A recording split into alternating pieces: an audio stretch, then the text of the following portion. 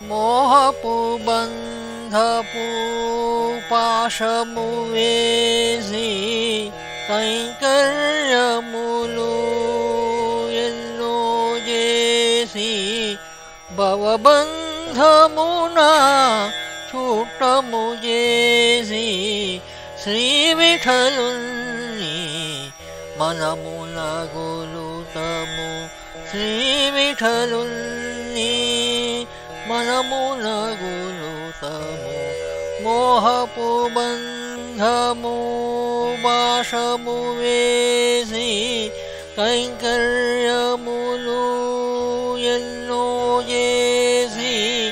భవబంధమున చుట్టము చేసి శ్రీ విఠలుని మనమున గొలుతము శ్రీ విఠలుని మనమున గొలుతము